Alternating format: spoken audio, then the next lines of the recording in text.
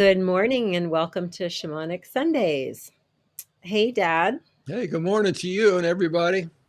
Good morning to all of our friends and community out there in the world. Good to see you. Thank you for being here with us today as we honor the wisdom traditions that were shared with and passed on with great responsibility to you, Dad, by your Indigenous teachers and mentors, and some of those same folks that I got to know and work with, and then of course you raising Nicole and I, we got to learn a thing or two, and still are from each other. So um, anyways, we're happy to be here today and share that with the rest of the global community out there, whoever may join us today or at a future moment. So one of the key principles of this work that I understand is to be a sacred reciprocity and not taking before you give. So you want to start us off in a morning prayer? Yes, ma'am. Thank you. Okay. Yeah. Gratitude for this life force that we're given, that we don't create, but the powers of the universe, whatever you want to call that, obviously believes in us enough to manifest us exactly as we are, sacred, worthy, luminous beings of light and love that is forgiving and gives us the life force today, flowing in with the breath. So thank you, Creator, great mystery, source of the life force. And thank you for family and our ancestors and the ancestor spirits of the land we live on. We remember you here, and prayers for the people. Great grandmother growth, the Kutsinakawe, growing us all through this early time in the winter, this time of going within to listen and feel and drop deeper into what's most important for us to pay attention to in this life, so that when we reach the end of our lives, after may it be so long, healthy, happy, fulfilling, walking the heart path road to completion lives, we can feel good about how we showed up to do the best we could to nurture and cultivate the gifts you've given us to share with the world, with the people, for healing of the sacred hoop. And may it be so. Thank you for bringing us together here right now, and thank you for Kimberly's vision to start this Shamanic Sundays, and welcome everybody with going to meeting on Sunday morning. Hey. All right. Yes. So we got a couple of questions in, and I think we can weave them together. So one of the things that I've been thinking a lot about is the difference between shamanism. How does shamanism differ from nature-based spirituality as opposed to indigenous based spirituality? Um, if they do, I mean, I know there's differences in the way they play out different traditions and tribes and um, belief systems, the manifestation of the rites and rituals, if you will. But I'm curious what your perspective is on that. So say it again: shamanism, indigenous spirituality. And what was the third one? Nature-based spirituality. Nature-based spirituality. Well, I think they're all just different clothing for the same essence. All different finery, coats and dresses and whatever you want to put on, with words, understanding intellectually what underneath it all is the dynamic, you might say, of people living in nature. Hmm. As part of nature, I would say. Yeah, Hmm. and pay attention to how nature works. And so Hmm. nature works in the same ways all around Mother Earth's body, the same cosmic cycles and rhythms, different places on Mother Earth's body, the same underlying dynamics of how nature works, the impermanence of all physical materiality, and how all physical materiality comes out of nothingness, the no thingness of the sacred mystery, the fertile void. And so paying attention to how it works, then you know your life is dependent on how it works, which means being in harmony, which means being in respectful relationship, which means being in a humble relationship, recognizing you're not running the show. It's being run by forces much deeper and older and wiser than you and your ego. And so and those powers have the ability to not just take you out, but take the whole planet out anytime in an instant. And and yet here we are. Here we are. And so paying attention to how nature works, and the practices and the behaviors that come out of paying attention to how nature works are all focused on being in harmony with it, being in respectful harmony with it, and walking, you might say, in balance with all, living in balance with all those forces, which means constantly changing, which means constantly staying attuned and paying attention to, with awareness, how the energies of manifestation are working in the particular larger field and individual field of your own body and your where you live and your community, your family. To get the information from the truth of what's happening, so you can create a harmonious relationship and be a channel for waking up and a channel for healing light and love coming through in support of continuation of life. And that's a shamanic practice. Shamanism is an understanding of earth-based, spirit-based through earth practices about keeping that attunement of harmony and balance and respectful relationship. So all three of those, shamanism, nature-based relationships, and indigenous wisdom, are all the same thing. They're all the same essence, with wearing different clothing. Maybe on Monday, certain clothing, and then on Tuesday you change that. Now I think I'll wear this, and Wednesday, da-da-da. Anyway, bottom line, juntos, todos unidos, all united together. Well, That's what the united. that's what the Huichol say when you're about to finish the fire ceremony the last night in the pueblo before you go out on pilgrimage. Everybody's been up most of the night and already fasting and doing all different ceremonial rites. And then finally, when it's time to go, to load up onto the vehicles to begin the 300-mile journey to where you go to the Holy Land, everybody yells, "Juntos, juntos, juntos, juntos." Todos unidos, todos unidos. We're all united. Let's do this. Yeah. Celebrating Aloha, the sacred unity of life. Oh, All right. Let's do this. We are doing this. yes. Praise That's be. May it be so, and so it is. Yeah, thank you. So, um, storytelling is such a important part. Well, it's an important part of life, of course, but in carrying forward, excuse me, indigenous traditions, storytelling is just so powerful. And for many cultures and traditions, there wasn't a written word per se to pass on stories, and so the power of passing wisdom on from generation to generation, of course, laid in storytelling, was based in storytelling. So I was wondering, one of the questions we got today was around the seven directions, and calling in the seven directions, doing one's prayers to the seven directions. There's so many ways that we can work with the seven directions in our lives, and same with power animals. So, which was also part of the question of working with power animals and the seven directions. So, I'm wondering, we can, dig into these separately at some point in the future. But today, given the two questions, I thought it could be really cool if you would tell us the story about how you first learned about the seven directions and about power animals. Okay. Thank you. Let me just say it out loud. My understanding of what you're asking, so I can respond. Mhm. How I learned about the seven directions, and Mhm. how I learned about the existence of power animals. Yeah, like which, part of that is which mentors or teachers taught you, and how did they teach you, and what your experience was. What comes to mind as the story of how you learned about working with these?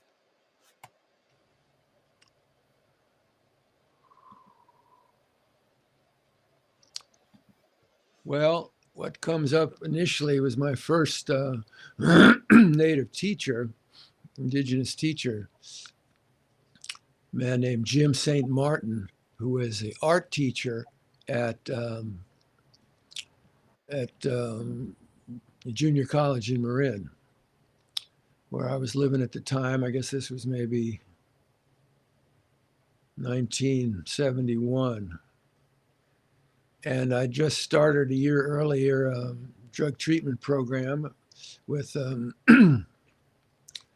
Roger Smith, and then we'd hired a couple other people, and that became the skeletal foundational base for a program that eventually received an $8 million grant from the feds and was honored around the country for its innovative work with heroin addicts in the early 70s. And there was so much heroin coming into middle America in those days because of all the young people sent off to the horrible war in Vietnam and getting strung out on cheap heroin there to try to cope with the horrors that they were experiencing.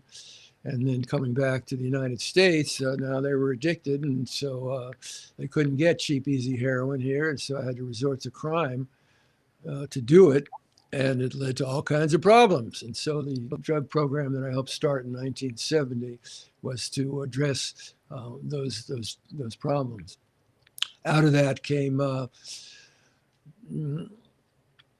a desire, guidance, I guess that's my best way to put it, guidance from spirit to start a wilderness project, a wilderness-based project utilizing mountain climbing and rock climbing and river running, whitewater river running, and time in the wilderness, tuning and opening to the wilderness, and to try to winter camping, snow camping, ski touring, making our own snowshoes, and all kinds of activities in relationship to working with the powers of nature and the powers inside of us that the heroin addicts were alienated from, and so felt they needed the hit of heroin to be able to deal with what they were experiencing inside, and that was so troublesome to them and so hurtful. So to get involved with things like rock climbing, for instance, nobody pulls you up the rock face, nobody pulls you up the mountain. You have to do that yourself. So you have to learn how to take responsibility for yourself and be in situations that are tremendously frightening and fearful and anxiety producing heights, climbing heights, face the fears, and by facing them with support of training and staff, myself and the others that I hired, good people, were able to teach basic rock climbing skills and safety skills. And then people were able to have the experience by facing their fears of climbing something that they didn't think was possible to do and being tremendously anxious and fearful, but nevertheless accessing inner resource states to be able to successfully accomplish the challenge without the access to heroin. So it builds self-esteem and self-confidence. And that was some of the dynamics of the program. Anyway, at one point, we built into that program a time of solitude, fasting in nature, and 24 hours initially that people would go through. And when I went through that, I experienced the power of it and realized I need more of this. I'm just scratching the surface of it. And lo and behold, I came to find out that experience of solitude, fasting in nature, and just opening yourself to attunement with nature, with humility and attention, is a vital dynamic of initiation into responsible adulthood for many of the Plains Indians people and many other people all around. In fact, indigenous people all around the world who recognize young people need to be initiated into responsible understanding relationship with the dynamics of life so they can live life in a way that supports the continuation of healthy life, and i.e. the rites of passage. And so Vision Quest, I learned initially for the Lakota people, was a vital part of that initiation process into this responsible spiritual adulthood. And I wanted to learn about that. I read a book about it. So that's really fits with my experience of what I felt when I was out there fasting alone in nature and up in the high Sierra, 10,000 feet altitude, and frightened of bears and mountain lions in the dark, and having to face all of that, and what I got in touch with, what it opened the doorway to. So I wanted to learn more about that, and I realized I need a native teacher, someone who was born into these traditions and that I might be able to learn from. And so I kind of put that call out to the universe, you might say. I just sent that vibrational intention of the possibility of the universe bringing me, of spirit, whatever, bringing me together with a native teacher who could begin to teach me some of what I hunger to learn about. These ancient traditions based on harmony and respectful relationship with the powers of nature, seen and unseen, and the great mystery underlying it all. And so several months went by, and I was teaching a class in introductory psychology at the junior college at the time, and found out on the staff was an art teacher who was a native man. And I went to speak to him and hopefully to initiate a relationship, which initially he wasn't very open to. And he was kind of, I could feel anger energy in him, and maybe resentment energy coming to me as a white man seeking to learn about his indigenous people's ways. And was I another white man coming to just take what's most valuable to them that's been done to them for 500 years with no recourse thought of giving back, of respect, of appreciation, of balance, just take. And was I another one of those white people coming to take in an irresponsible way what I wanted to serve me without any recognition of responsible relationship. So anyway, I could feel energy from him, but he didn't say not to come back and see him again. So I did, and I continued to come back periodically to set up visits with him. And eventually I asked him for help and guidance with preparing for and understanding how to prepare in a good way from his people's traditions to go out into nature again for a longer period of time than 24 hours, and to fast and to just be there in a place of power and open myself up to that power and mystery unfolding and try to learn from it. And he said to me, when was the last time you said, you lie down in the earth on your chest with your face down into Mother Earth there and thanked her for what she's been given to you every moment of your life, not just when you're awake and aware of it, but every moment of your life she's been giving to you. And to the extent that you haven't said, hey, thank you, in some way that's meaningful to your integrity, you're way out of balance in your life. You're not in harmony, respectful harmony with life. And so the essence of the underlying dynamics of going out to seek vision from the Great Spirit. It's the truth that you don't know how Great Spirit might give you something that you seek.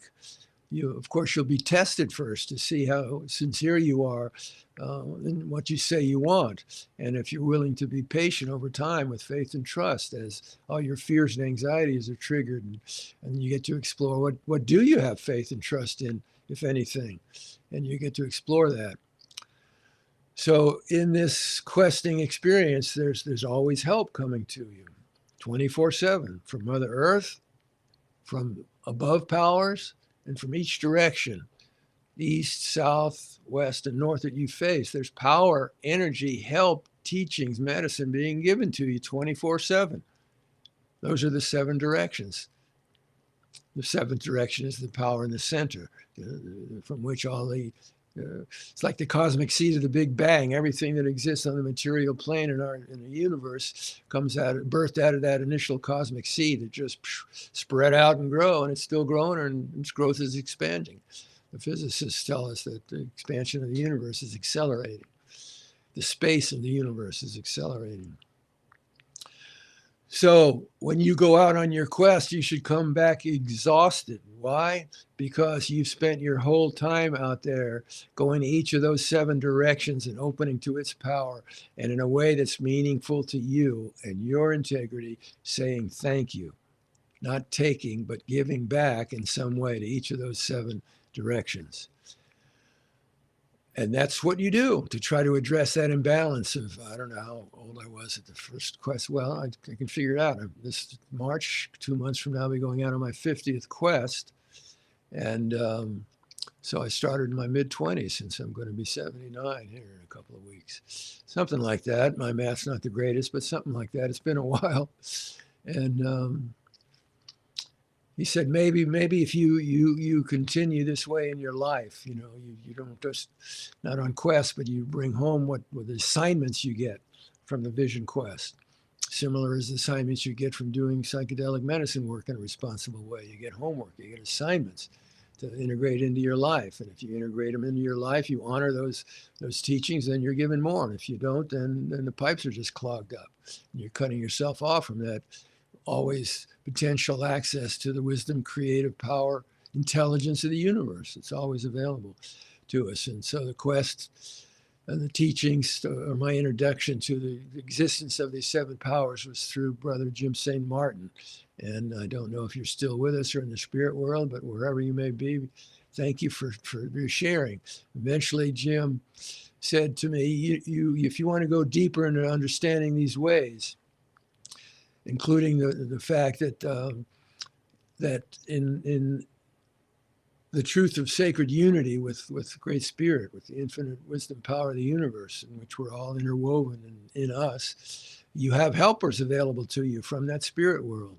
You have helper spirit energies, and in their culture, in indigenous culture, that was through power animals, power plants, and power animals, and the spirits of power animals. And one of the reasons to go out on quest is to open yourself up with humility, to ask that if it's for your greatest good, you might come into a conscious relationship, the spirit of your power animal. Everybody born comes into this life with at least one power animal spirit that has medicine to offer to help you with your life. Another lens on the understanding of reality and access to it, and powers and wisdom and intelligence and sensitivity that comes to you from that power animal to help you meet the challenges of your lives, not from ego, but spirit's help and guidance, and which power animal helps you to open to and attune with. And so you can walk a heart path to completion, to fulfillment, and feel good about your life when you look back on it when it's time to go. So that was my entry. And Jim said to me at one point, if you want to go deeper with all of this, you're going to have to learn how to, what do you call, lift up the buckskin curtain, lift up the buckskin curtain so you can go underneath it and connect on that deeper level with medicine people. Jim didn't consider himself a medicine person, never called himself that, but he carried medicine. And I was very appreciative of him saying that to me. And it wasn't too long afterwards, I guess, maybe when I came back from my first quest, that he guided me into in the ways I mentioned and shared what I shared that came through for me. Then he lifted the buckskin curtain for me. He said, there's a medicine gathering next, well, at that time, coming up. And he told me where it was and he was going, and he would take me there. And he would introduce me to medicine people there. And that's what happened. That's how it.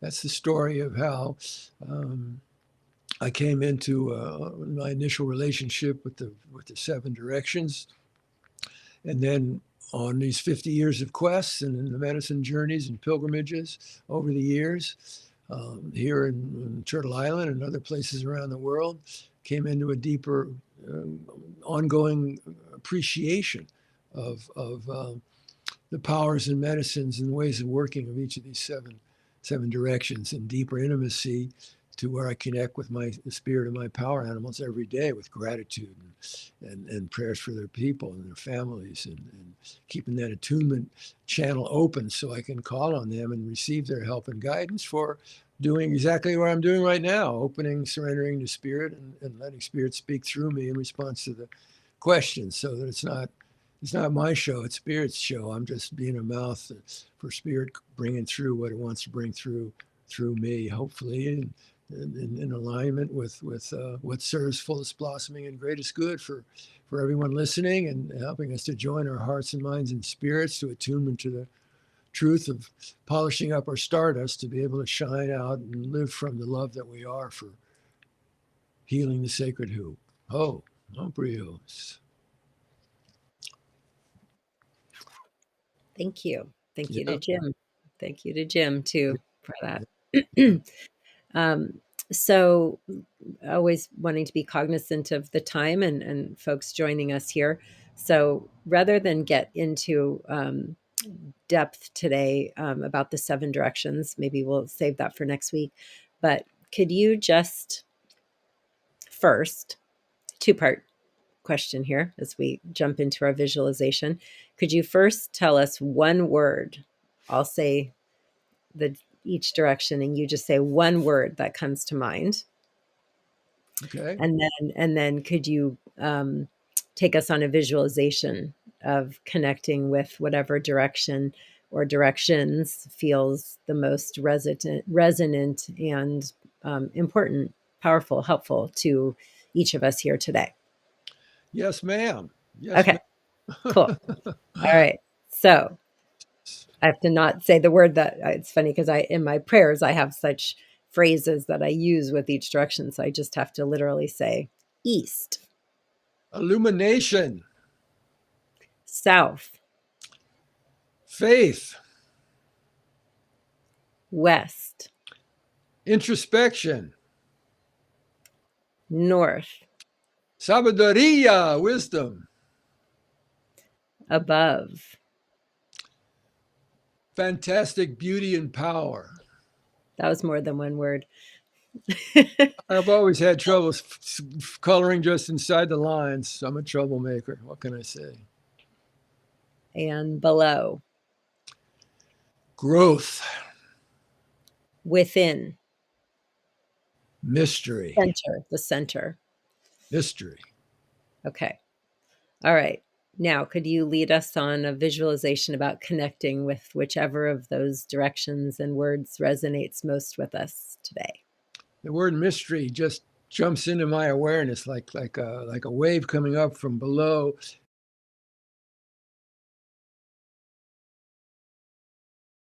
The mystery with me. One way of doing that that's Wait, helpful. wait, wait, Dad. Sorry, we just lost you for a second. Could you said the word mystery comes into mind, and then could you repeat what you said? Oh my God, I got to remember what I said. You're I pushing know. the envelope, girl. Sorry. The coyote messing with the technology, mystery, sacred mystery. So one way it helps me connect with, one of many ways it helps me connect with mystery is to go to the looks within place, letting the curtain of my eyelids drop over my eyes so I don't see the external world. My vision is the internal, in which there's no things, there's nothingness. There's just energy dancing in the ways that it dances through darkness with light, in whatever way you might experience that in your own diversity. Mystery. Everything comes from sacred mystery. Sacred mystery. Lakota people, they don't have the word for God. They say, Wachantanka, Wachantanka. It means, translates as sacred mystery.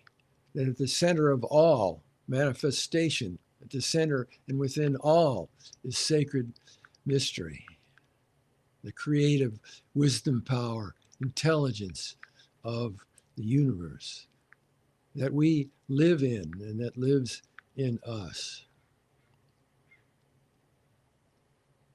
And to live in a good way with sacred mystery, in a healthy way, in a way that promotes harmony and balance and high level wellness and the attunement with our heart path calling, guidance, and the courage to walk it as best we can, and to do the work to polish our stardust, to free ourselves up from the imprisonment of ego identity, to connect with the deeper essence of our being, which is at one with sacred mystery, infinite sacred mystery.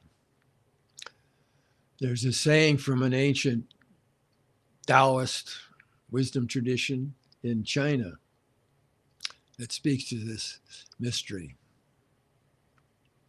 Those who cultivate the universe, the mystery, identify with the universe, the mystery, and those who identify with the mystery, the universe, are welcomed by the mystery. So I just invite you to take a few moments to feel into, with your own gift of awareness and your own sensitivity and your own intelligence and deeper wisdom, what comes up for you to think about, reflect on the experience of being welcomed by the infinite mystery of the universe. That right this moment of being alive, which is the only moment we ever have. And so it's sacred, this sacred moment of being alive, opening to the idea that the creative wisdom power of the universe, the mystery, the great spirit, the Holy Mother, whatever image, word, concept you want to apply to the mystery, it's beyond intellectual ability of understanding because it's infinite, but it is, and it's right here, right now. It's giving us life and opening ourselves up to the understanding, the possibility that this mystery loves you, loves us, welcomes us. And in fact, we can open to the physical fact of it welcoming us by noticing how we're being breathed by it in this moment, that it's giving us life in the precise bodies that we're living in, with the precise gifts of awareness that help us experience through our senses, our feelings, through listening, through vision, through intuition, being welcomed by the sacred mystery of the universe, the center of all, which is everywhere. And so gratitude to you, Wachantanka, sacred mystery, for giving each and every one of us hearing these words, the sacred gift of life, this day, the opportunity to birth those qualities of consciousness and being we want to have grow stronger in our lives. This is the day we're given opportunity to do so. With great gratitude for all the help that you give us, if this is our choice of how to live in integrity and authenticity and soulfulness, walk on our heart paths, if this is our choice, thank you for the power that comes to us from above and below and from the east, the south, the west, and the north, and the power, mysterious power at the center. Wachantanka, sacred mystery, Holy Mother, the Kutsinakawe, great grandmother growth, growing us in the deeper realization of our interwoven oneness with all of creation and the sacred oneness underlying the manifestations of the beauty we see and know in this middle world. Thank you for this day, the opportunities to know you, to love you, and serve you. Walk our good heart paths, the fullest blossoming, greatest good, showing up in some way to help heal the wounds of the sacred hoop for a peaceful, just, win-win world for all. Blessings of this day of Sunday, coming to meet you, Great Spirit, each other, fullest blossom and greatest good. Ho! Hi. Oh, thank you. Thank you, thank you, thank you. And don't And I forget, Wop Bapa Lubop. Wop babaloo Yep. Sha na na. I I also want to, just I often have to remind myself, and so sharing with our community out there also that each of us is part of the sacred hoop, that it's not something out there that we have to heal, that we're part of it. And just as we are part of nature and stewardship of ourselves and each other and like what we Westerners perceive as nature out there, it's like we're all part of it. So we're in this together, and so stewarding yourself. And we had some comments of folks needing some help. A reminder: you can send questions ahead of time. The recordings are all up on my dad's YouTube page at Dr. Tom Pinkson, and may good healing come to each of you through this process together. Thanks for helping bring it through, Dad. Oh, thank you. And everybody listening, thank you for your lives. You are a Yep. blessing. Oh. Yep. Have a great week, everyone. Take care. Boop. Bye.